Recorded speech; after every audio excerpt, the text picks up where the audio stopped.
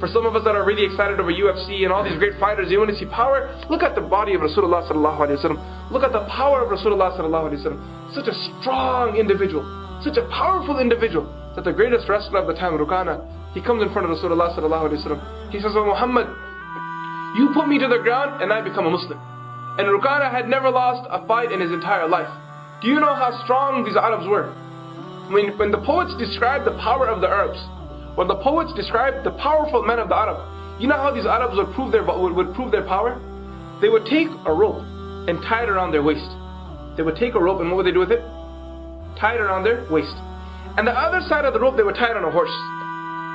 Then, with both of their hands, they would grab a tree. And they would whip the horse and see if it could pull that person away from the tree. Can you imagine that? They would whip the horse then and say, "What? Let me see if you can pull me away from the tree." And he would be holding to the tree like this. These men were rock solid.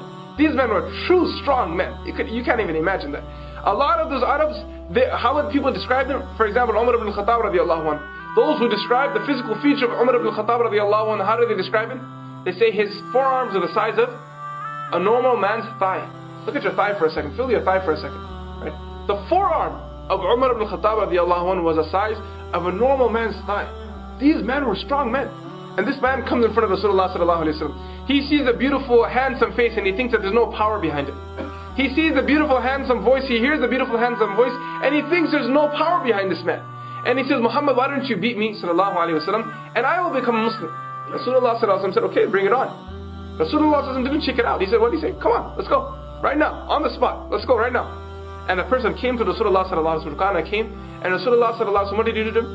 He picked him up and put him on the ground. He put him down. He stood up again. He goes, "No, I slipped there." And he made up some excuse, right? Because he couldn't believe it that Rasulullah sallallahu alaihi wasallam just put him down. He said, "Again." And he comes to Rasulullah sallallahu alaihi wasallam a second time. And what does Rasulullah sallallahu alaihi wasallam do a second time? He picks him up again and put him on the ground again. He can't stand in front of Rasulullah sallallahu alaihi wasallam. This is the power of Rasulullah sallallahu alaihi wasallam.